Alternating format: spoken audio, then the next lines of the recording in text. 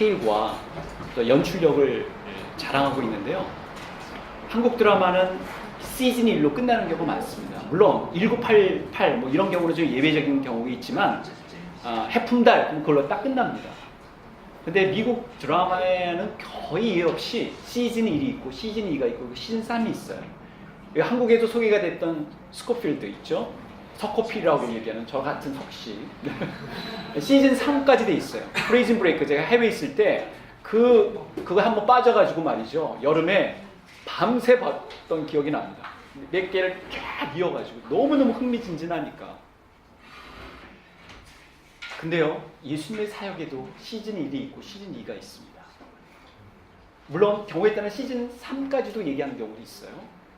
시즌 1이 만약 시즌 3으로 나눈다면 시즌 1은 뭘까요? 예수님의 출생부터 예수님께서 공생에 하기 전까지 되겠죠. 시즌 2는 어딜까요? 어딜까요? 예수님의 부활부터, 그리고 예수님께서 지금도 하나님 보좌 우편에서 온 우주를 통치하고 계시고 우리를 위해서 새하늘과 새 땅을 준비하시는 그 기간이겠죠. 그리고 시즌 3이라면 뭐죠? 이제 주님께서 만들어 놓으신 새하늘과 새 땅에서 우리 온 인류, 구원받은 백성들이 사는 것이라고 얘기할 수 있을 것 같습니다. 그러니까 우리는 지금 시즌 2에 살고 있습니다. 시즌 3으로 나눈다면, 시즌 2로 나눈다면 예수님의 부활 이전과 부활 이후라고 할 수 있겠죠. 그러니까 굉장히 중요한 부분입니다. 근데 여러분, 예수님께서 부활하신 거 제자들이 믿었죠. 근데 이제 제자들이 믿었지만 의심하는 사람들이 있었습니다. 그래서 사실은 예수님께서 부활하시고 바로 승천하시지 않은 이유가 됩니다. 우리로는 납득이 안 되죠. 어떻게 그럴 수가 있을까? 요즘은 사실은 봐도 그죠? 이게 가상현실인지 실제인지 구분이 안 되는 시대에 살고 있기 때문에 대충 이해가 안 되더라도 그럴 수도 있겠다 하지만 그 당시에는 굉장히 평이한 삶 아니었습니까? 제가 한번 말씀드린 것처럼 1세기 전에 사람들이 요즘 가상현실, 그죠? 그 다음에 또 4차 산업혁명의 여러 가지 것들을 보게 되면 뭐 놀라울 거예요. 유령이라고 화들짝 놀라기도 할 것입니다. 근데 예수님께서 왜 그러면 40일간 계셨는가? 이 문제가 이제 우리에게 남아 있습니다. 바로 승천하시면 안 됐을까요? 여러분 어떻게 생각하세요?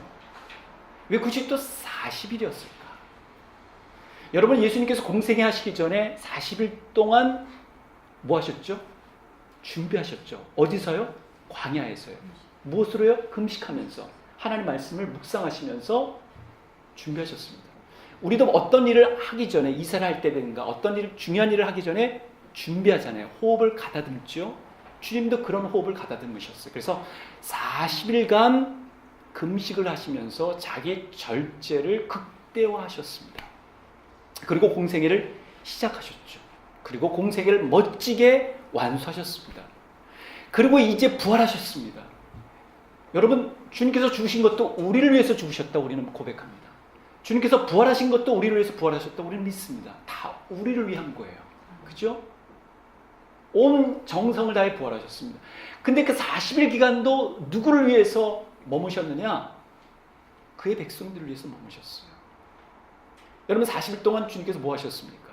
물론 우리는 성경에 나와 있는 내용들로만 우리는 알게 되고 또 그거에 기초해서 우리는 추정합니다. 함정인 추정을 합니다. 거룩한 추정을 하게 되죠. 근데 이 40일이 굉장히 중요한 기간이었어요. 왜냐하면 주님께서는 이제 실패한, 낙심한, 열패감에 빠져있는 제자들 다시금 올곧게 세우고 예수님께서 그들을 부르셨을 때 의도하셨던 제자들의 삶을 살 수 있도록 영어로는 equip이라고 하잖아요. 잘 구비시키고 나서 이제 어떻게 승천하신 다음에 새로운 시즌을 열고자 하신 거예요. 왜냐하면 주님께서 승천하셔야 어떻게 해요? 성령 강림이 있으신 것이고 주님께서 승천하셔야 온 인류 백성들을 위해서 중보하실 수 있기 때문에 주님께서 승천하셔야 그의 백성들을 위해서 하나님 나라를 만드시고 조성하시기 때문에 내가 가는 것이 너에게 유익이라고 여러 번에 걸쳐 여러 군데에서 말씀하셨습니다. 그러니까 주님께서 이미 공생의 기간 통해서 어떻게 죽으실지도 며칠 만에 살아나실지도 그 심지어 승천하셔서 하나님 보좌 우편에 계실지도 말씀하셨으니 정말 놀라운 일이죠. 왜냐하면 그분이 하나님이시기 때문에 그렇습니다. 그분이 하나님이시기 때문에 부활하셨고 그분이 하나님이시기 때문에 승천하셨습니다. 그리고 다시 복귀하신 거죠. 그분의 위엄, 그 위상이 있는 대로. 그러니까 신자들이 믿고 있는 하나님은요, 신자들이 믿고 있는 예수님은 정말 놀라우신 분입니다. 그분을 우리가 알고 있다는 것, 그분이 우리를 또 알고 계시다는 것, 또 우리가 그분을 사랑하고 있다는 것, 그분이 또 우리를 사랑하고 있다는 것은 얼마나 놀라운 일입니다. 그러니까 자부심을 가질만 합니다. 신자들은요.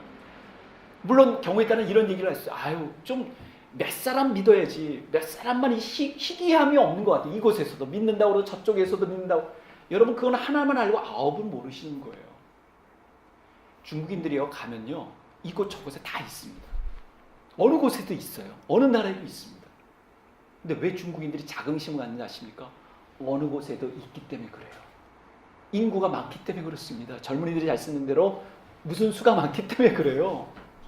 여러분, 많은 곳이요, 힘이 될 수도 있습니다. 그런 의미에서 보자면 신자들이 곳곳에서 있다는 것은요, 얼마나 주님에게 큰 기쁨을 안겨주는 뿐만 아니라 신자들에게 든든함을 안겨주는지 모릅니다. 오히려 많기 때문에, 여러 곳에 있기 때문에 신자들은 신자로서의 그 자부심을 가질 수 있는 것이죠. 예수님께서 40일 동안 무엇을 하셨는지 성경은 기록해주고 있죠. 뭐 하셨죠? 제자들을 찾아가셨습니다. 여러분, 첫 번째 제자들을 찾아갔을 때, 두 번째 제자를 찾아갔을 때가 요한복음에 다 나와 있어요. 너무나도 흥미롭게도. 첫 번째 제자를 찾아갔을 때가 언제였습니까? 예, 부활하시고 나서 얼마 안 됐을 때 찾아가셨어요. 그때 제자들은 뭐하고 있었죠? 문을 걸어 잠그고 있었어요. 왜 문을 걸어 잠그고 있었을까요? 여러분, 어떻게 생각하십니까? 두려웠거든요. 왜냐하면 이제 우리에게도 이 조에 오겠구나. 우리도 이제 예수님처럼 포박당하겠구나. 그리고 즉결 심판을 당하고 이제 처형당할 수도 있겠구나. 주님께서 저렇게 죽으셨으니 우리가 함께 했던, 그죠? 우리가 함께 했던 그분과 우리도 이 동일 이제 운명 가운데, 또 동체 운명 가운데 놓을 수 있겠다는 추정을 할 수밖에 없지 않겠습니까? 그렇게 두렵고 떨리는 가운데 주님이, 그죠, 확 등장하십니다. 제자들이 얼마나 놀랐을까요? 참 믿지 못하는 거죠. 그런 가운데서 주님께서 그들에게 했던 첫 번째 메시지는 뭐죠? 야이 XX라고 말씀하지 않으셨어요. 충분히 할 만하지 않겠습니까? 야, 너희도 어떻게 그러냐? 어떻게 한 삑 소리 나가? 너 나를 쫓는 사람이 없고 나랑 함께 있던 사람이 없느냐? 라고 하실 법한데 너에게 평강이 있을지어다. 두려워하지 말라는 것이죠. 샬롬. 야, 너희들 왜 이렇게 오돌로 떨어? 나야 나라고 말씀하셨습니다. 그게 바로 우리 주님이셨습니다. 그리고 나서 두 번째 또 8일 만에 또 등장하십니다. 요한복음에서 또 그게 나타나요. 20장에. 여러분, 왜 8일 만인가요? 그건 모르겠어요. 7일일 수도 있고 6일일 수도 있고. 근데 8일째 등장하셨어요. 근데 누가 거기서는 돋보이는 제자입니까? 도마입니다. 토마스. 나중에 이제 인도까지 가가지고 복음을 증거하는 사람으로 알려졌던 도마. 이 도마는 굉장히 의심이 많았던 사람인 것 같아요. 봐야 수학적으로, 논리적으로, 합리적으로 받아들일 수 있어야, 이성이 공감할 수 있어야 내가 믿겠다고 생각했던 사람이었던 것 같습니다. 아마 그 부류를 대표했던 인물이었던 것 같아요. 근데 그 도마를 위해서 주님께서 등장하신 것이었어요. 또 평안을 할지어다라고 하면서 주님께서 뭐라고 말씀하셨습니까? 직접 상처를 보이셨습니다. 저는 궁금했어요. 왜 예수님께서 부활하시면 새로운 몸을 입으셨을 텐데 굳이 그것까지 안고 부활하셨을까? 왜 그 상처를 안고 부활하셨을까? 사실 예수님 입장에서 보면 그 상처를 볼 때마다 여러분 혹시 수술한 자국 있습니까? 저희 어머님도 이게 자국이 있거든요. 이렇게 그 자연분만도 하셨지만 또 이렇게 하신 경우가 있어. 그러면 이게 쫙 돼서 어릴 적에 제가 봤을 때 부끄럽잖아요. 저로 인한 상처니까 말하죠. 근데 얼마나 그게 힘드셨겠어. 그 상처를 볼 때마다 사실은 아픈 거예요. 그죠? 우리도 어떤 상처가 있으면 그 상처를 볼 때 옛 기억이 되살아날 수도 있단 말이죠. 왜 굳이 그거를 상처를 안고 벌하셨을까? 이유가 있다는 것을 알게 됐어요. 바로 도마와 같은 사람들. 그리고 도마와 같은 사람들뿐만 아니라 제자들로 하여금 당신이 누구신가를 증명하기 위해서 그 상처를 안고 부활하셨다고 우리는 생각할 수가 있습니다. 도마에게 보이셨습니다. 그리고 손을 가지고 와서 한번 넣어보라고 말씀하셨어요. 그리고 나서 주님이십니다라고, 하나님이시다라고 고백을 하게 되죠. 정말 놀라운 일 아닙니까? 그리고 함께 이제 믿음의 자리로 주님께서 초대해 주신, 한 사람도 이해 없이, 유다가 이제는 목숨을 끊었지만 그 나머지 11명의 제자들은 한치 의심 없이 부활하신 주님이 우리와 함께 하시고 우리에게 평안의 소식을 전해주시고 평안의 복음을 증거하신다는 것을 알려주셨습니다. 그리고 나서 뭐라고 말씀하시죠? 복음의 증인이 되라고, 내가 너희를 보내노라, 세상에 보내라고 말씀을 하시죠. 두 번째 나타나셔서 하신 주님이 하신 일이었습니다. 그리고 나서 세 번째, 이제 장면이 바뀌어서 제자들이 디베라 바닷가로 갑니다. 갈릴리 호숫가라고도 불리는, 여러분 갈릴리 호숫가 디베라 바닷가는 어떤 곳이죠? 예수님과 제자들이 함께 했던 곳입니다.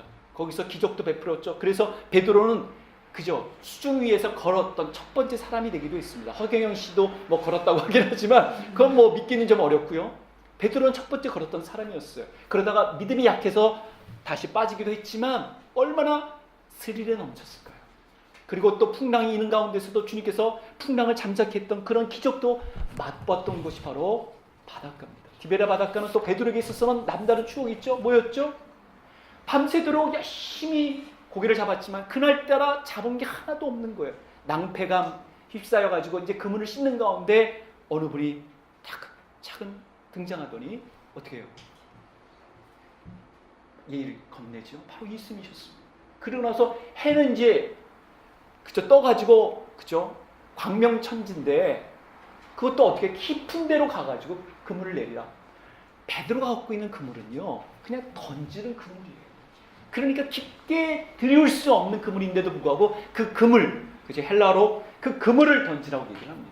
그리고 낮인데도 불구하고 이제 햇빛이 비치는 가운데서 불가능한 가운데 있는 조건에서 베드로는요, 왠지 그날 그 말씀에 따라 순종을 합니다. 그리고 나서 그 놀라운 기적, 만선의 기적을 경험하게 되죠.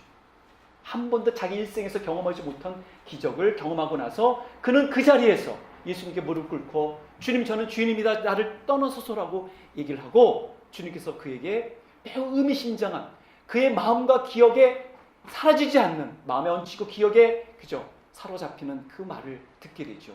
이제 내가 너를 사람을 낚는 어부로 만들 것이다. 어부가 될 것이다.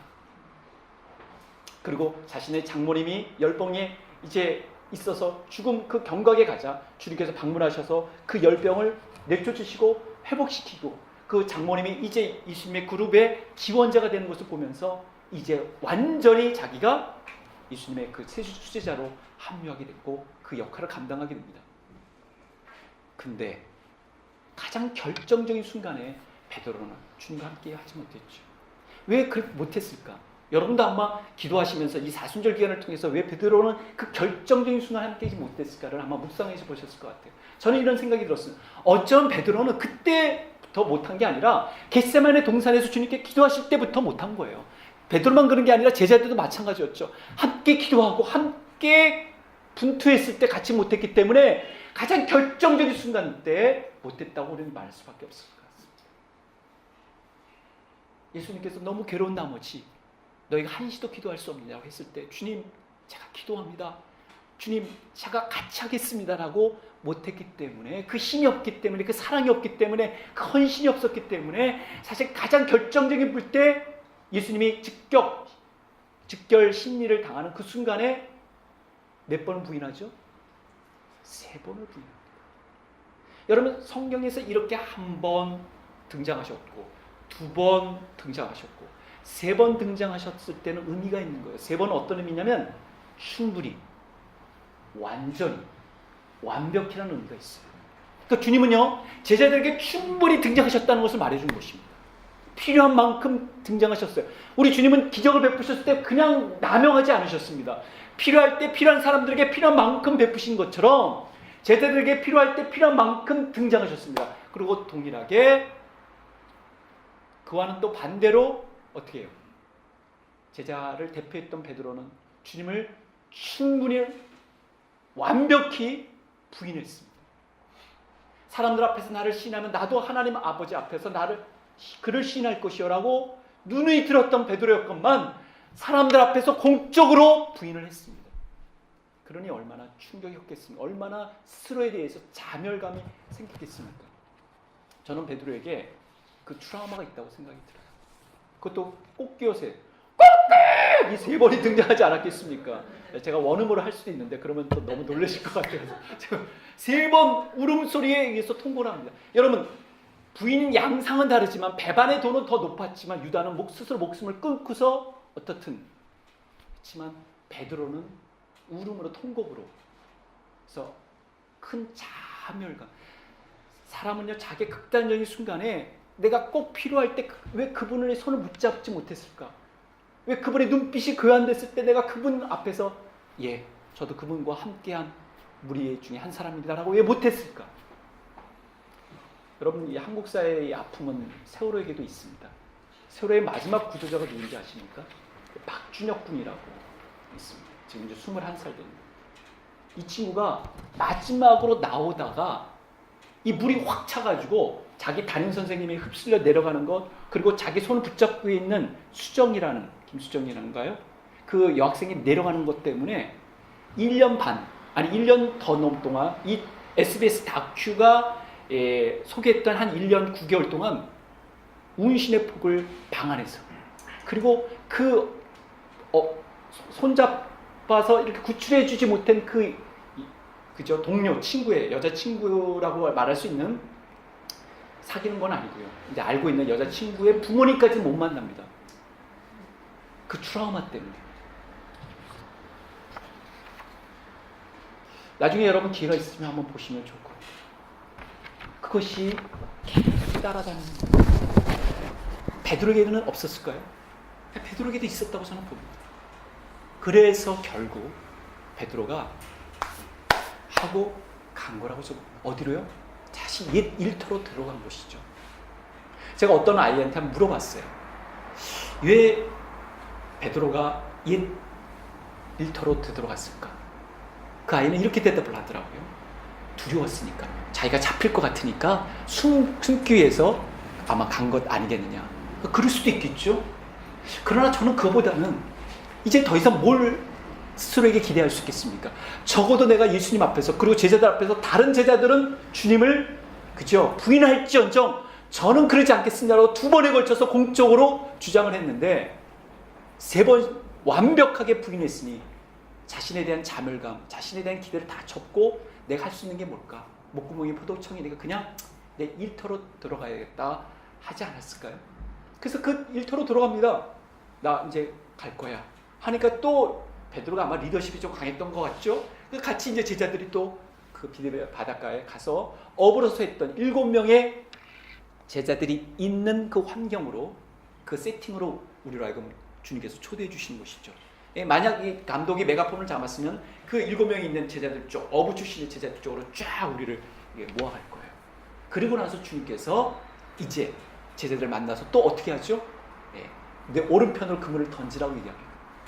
왜 주님께서 이런 장치를 여러 번에 걸쳐 말씀하셨을까요? 이유가 있는 장치입니다. 이유가 있는 복선이에요. 그러고 나서 어떻게 해요? 몇 마리를 잡죠?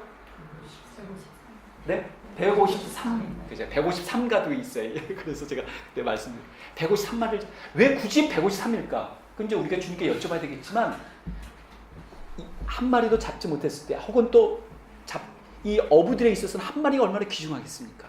하나, 둘, 셋. 한 사람 한 사람의 소중함을 일깨워 주신 건 아니었을까요? 그리고 이제 물고기가 너에게 오듯 그 한 영혼, 한 생명이 너에게 올 것이다 라는 것을 말해주는 건 아니었을까요? 그리고 나서 제자들은 비로소 또다시 눈을 뜨게 됩니다.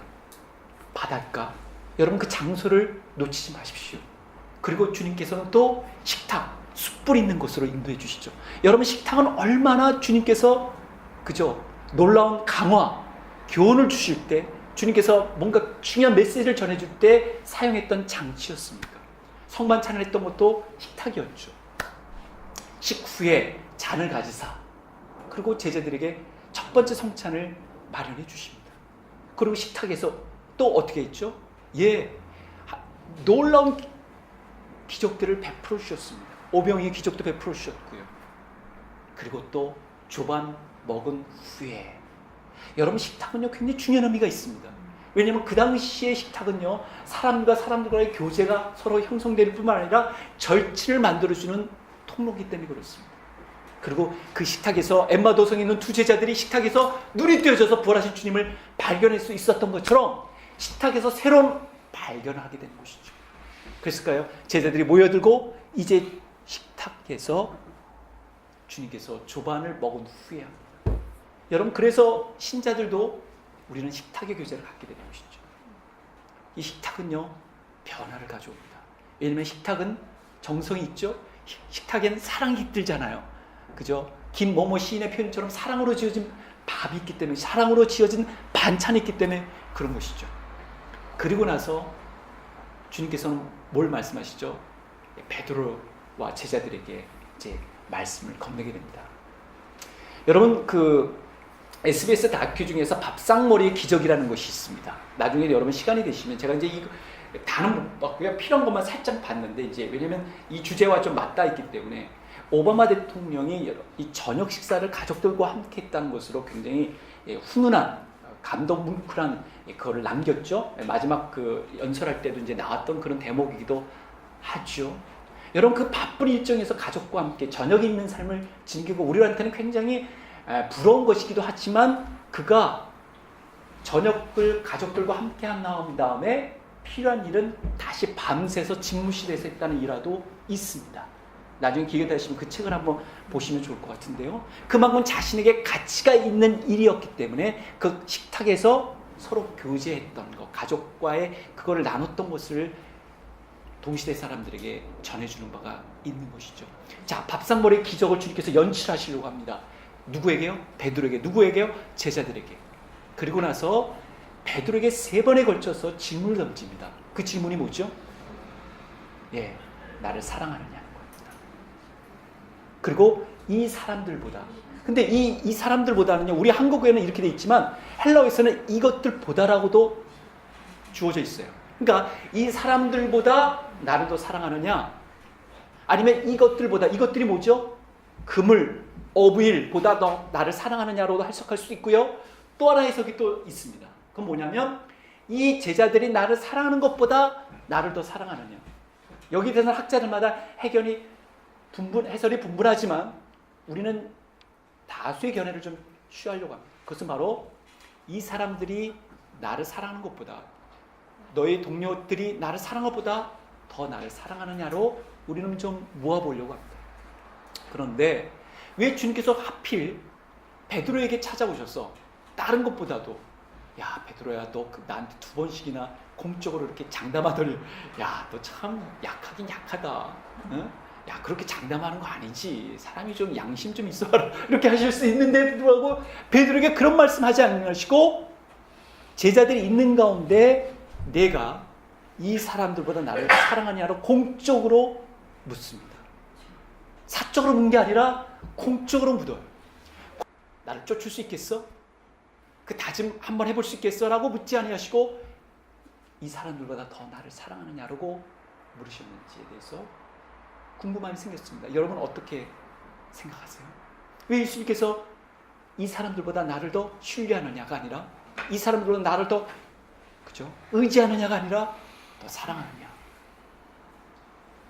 또 주님께서 쓰셨던 이 헬라어죠, 이 아가페오 혹은 아가파오, 이거는 아가페에서 나온 것이죠. 어떤 분의 표현처럼 사람은 에로스의 사랑에서 태어나서, 그죠? 스트로게의 사랑, 부모의 사랑에서 성장하고, 필리아의 사랑에서 다듬어지고, 아가파의 사랑에서 완성된다는 표현처럼 하나님의 사랑이라는 표현을 2번에 걸쳐 썼습니다. 그러니까 말하자면, 너가 나를 희생하면서 사랑할 수 있니? 자발적으로 온전히 사랑할 수 있니? 라고 물으신 거예요. 근데 베드로는 어떻게 대답하죠? 주님, 제가 필리아의 사랑으로 대답합니다. 말하자 친구의 사랑으로, 인간적인 사랑으로 하는 것, 그 순으로 사랑하는 거 아시지 않습니까? 2번씩이나 얘기합니다. 그자 마지막에 주님께서 그 베드로에게 향하여, 그래, 그러면 너가 그런 사랑으로 나를 사랑하니? 라고 묻자 주님 근심한 거예요. 이제는 베드로가 근심한 나머지, 주님, 제가 그런 사랑으로 사랑하신 줄 압니다 라고 답변을 하죠. 그러면서 주님께서는 베드로를 향해서 말씀하십니다. 그래, 그러면 내 양을 쳐라. 물론 3번에 걸쳐서 내 양을 쳐라, 내 양을 먹이라, 내 양을 쳐라, 내 양을 먹이라고 말씀하십니다. 왜 주님께서 그렇게 하셨을까요? 이유가 있으신 것이죠. 어떤 이유가 있으셨을까요? 왜 양을 치는 게 그렇게 중요했을까요? 왜냐면 제자잖아요. 제자들이잖아요. 이제 그 제자들과 함께 어떻게 해요? 주님의 맡겨진 일을 담당해야 되잖아요. 이제 훈련받은 대로 일해야 되지 않겠습니까? 복음을 증거해야 되고 이제 복음으로 그들을 키워야 되지 않겠습니까? 잃어버린 백성을 찾아야 되지 않겠습니까? 왜 양이라고 했을까요? 한 잃어버린 백성을 찾아 나서는 그 심정으로 그들을 품에 안아야 되는 것을 말해주는 것 아니겠습니까? 그런 주님의 말씀처럼 베드로는요 정말 양을 치는 목자가 됩니다. 그래서 그 유명한 베드로 전후서를 쓰는, 그죠? 주님의 성령으로 감동받아 쓰는 목회자가 됩니다. 그리고 목양하는 자가 됩니다. 그리고 이제 제2의 제3의 목자들을 향해서 권면을 하는 사람이 되는 것이죠. 저는 오늘도 주님께서 우리에게 다가오셔서 물으실 수 있다고 봅니다. 만약 주님께서 오셔서 여러분에게 정말 물으시는 그 질문이 뭘까요? 이 것들보다 나를 더 사랑하니? 이 사람들이 나를 더 사랑하는 것보다 더 나를 사랑하니? 라고 물으실 수 있을 것 같아요. 그럴 때 우리는 어떻게 대답하실 수 있겠습니까? 그리고 주님 왜 사랑입니까? 라고 물을 수 있지 않겠습니까? 다른 거면 좋겠어요. 사랑 너무 힘들잖아요. 여러분 사랑 쉽게 고백하는 사람도 있지만 쉽게 고백 못하는 사람도 있어요. 오죽 사랑하는 고백이 힘들면 맨 처음 고백은 너무나 힘들더라. 누구죠? 송창식 씨인가요? 맞죠? 맨 처음 고백은 몹시도 힘이 들더라. 우리 청년들은 이거를 잘 카피해 줬다가 이 곡조를 딱 했다가 하십니다. 여러분 고백이 얼마나 힘들어요. 근데 주님은요 필요할 때 필요한 고백이 필요. 그리고 그 사랑은 단지 립서비스가 아니라 책임이라는 것을 알려주신 거예요. 책임. 그것은 바로 책임 있게 주님께서 그 계명을, 내 양을 치라는 계명을 받은 것이죠. 우리가 주님을 사랑한다면 우리는 그 계명을 받들어야 된다고 봅니다. 내 주변에 혹시 내가 도움을 줄 만한 사람이 있습니까? 그 사람을 내가 책임지고 있습니까? 도움을 주고 있습니까? 그리고 그들을 안위해주고 있습니까? 나를 사랑하는 자는 내 계명을 지킬 자라. 주께서 말씀하셨습니다. 오늘 주님께서 우리 마음 가운데 찾아오셔서 물으신다면 그 물음이 무엇이겠습니까? 그리고 나는 어떻게 답변하겠습니까? 주님께서 오늘도 시온의 아들, 요한의 아들 시몬, 즉 처음 예수님께 밝혔을 때 요한의 아들 시몬입니다. 그 옛 제자리에서, 낮은 자리에서, 인간적인 수준 그 자리에서 다시금 처음에 그 시작부터 다시금 초대하신 것 같습니다. 우리는 세상을 살면서 낭패할 수도 있습니다. 내가 그리스도인다운 품격과 품위와 행동 못할 수도 있어요. 그리고 주님을 공적으로 부인할 수도 있습니다. 그러나 그 자리에 있는 그 순간에 그 자리에 주님이 찾아오셔서 베드로에게 물으신 것처럼 물으실 것 같습니다. 어떻게 대답하시겠습니까? 우리의 몫이 있습니다. 이 한 주간 주님께서 물으셨을 때 대답하실 수 있는 우리 모두가 되셨으면 좋겠습니다. 기도하시겠습니다.